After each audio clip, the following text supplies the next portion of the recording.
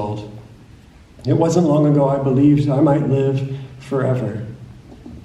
Do you also live near one of the edges of the world? At one of those places where the floor melts into sharp-tasting water? I keep thinking of when my legs carried me so far and so fast along the foam lines.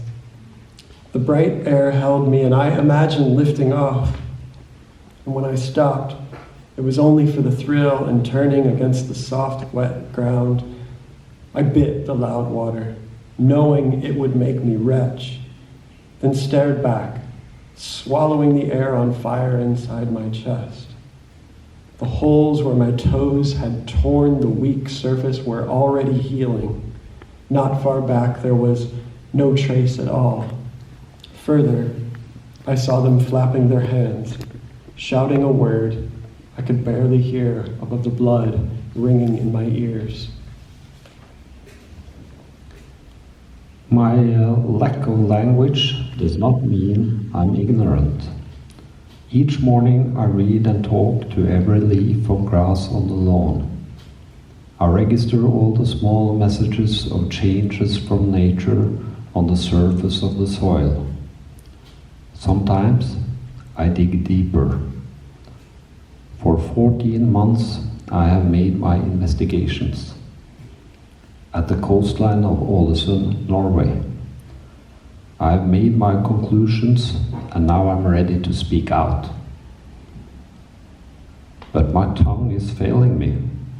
I can only rely on my nose pointing towards the North Sea. I'm half water dog, and part of me feels the fear of vanishing in the salt sea. It's too early.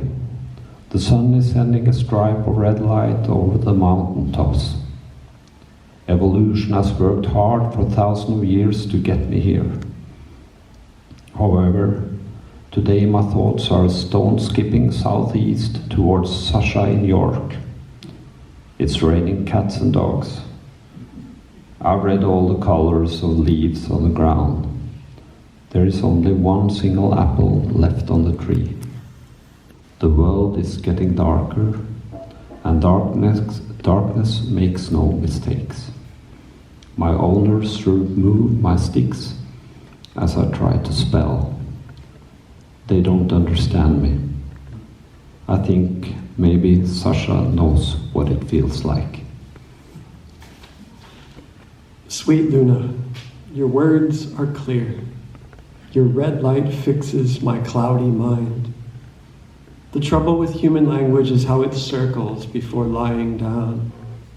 They call us sensitive. They mean helpless. I thought of you this week, digesting swirls of speech from their special window where heavy voices kept nosing towards some sad echo between a bad thing in your country and a bad thing on this rainy island. Darkness, as you say, never puts a foot wrong. Just last night, the one who prepares my meals, who calls herself Grandma and sings to me when no one hears, cried out from the little room with a smooth floor until the others came running. One to hold me, two to do what I could not. Oh, Luna, why are we here if not to help? Thanks for sharing your thoughts, Sasha. Thoughts that have traveled through time and distance, like the migrating birds I just have seen, forming their waving patterns a sign of saying goodbye before the winter. I know their travel is determined, written in the grammar of their genes. Still I envy them. They know where they are coming from and where they are going. Where are we going, Sasha? What is our purpose? As you say, we are here to help, but we cannot help ourselves. Modernity has bred us to be dependent, like our owners. Maybe the feeling of helplessness is a real connection. The line between my neck and his hand as we walk in the woods. Who is walking who? This morning I acted as if I almost fell on the ice under my feet, just to remind him to walk more carefully. All this talk of global warming makes me appreciate the snow and ice. The art of keeping a balance is about to be lost, as we lose some new battles every day. And I miss the annoying feeling of a fly on my nose. Sometimes I wish I was an eel, swimming across the North Sea, between cods, sea stars, oil installations and halibut, so I could have a story to tell you, Sasha, as I arrive on the other side. Your stories are a comfort, Luna. I've been feeling the weather. From my place against the cabinet, I hear them ask each other who has seen the moon. They think I'm sleeping. Maybe they're right. I don't need my tired eyes to feel her milky stare. I feel her blindness. They take such comfort in my tiredness these days, the wet days especially, when the little room we ride in takes a special turn and a kind woman guides me into the magic box for our trip. The water rises and I walk, going nowhere. Why go anywhere, Luna? I open one eye and see the moon has left beautiful darkness. Every day is shorter now, dear Sasha, and darkness is like the pupils, openings where the light can enter. I wonder where all the light is disappearing. All the images that I've seen, where do they go when they leave? My pupils are still black.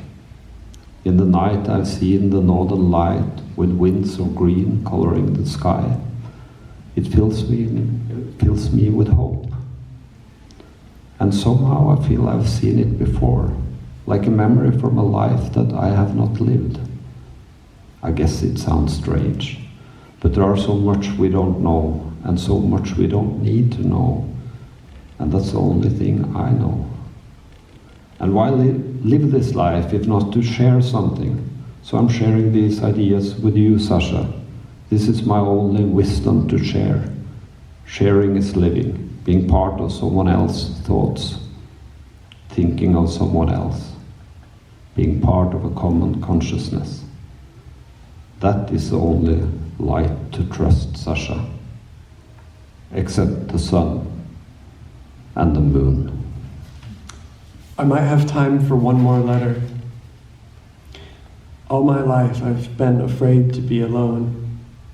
I've been thinking of my first owner for some reason, and the cries and shelter. Does anyone mean to be cruel? I'd trade wisdom for forgiveness. The gentleman who sticks my leg on Tuesdays wasn't there today. The new kid seemed distracted. I wish I could say it gets easier. I wish I could pretend to not fall. But as you say, there are so many leaves and smells this time of year, and we're not alone. I thank you, Luna, for your hope and your beautiful light.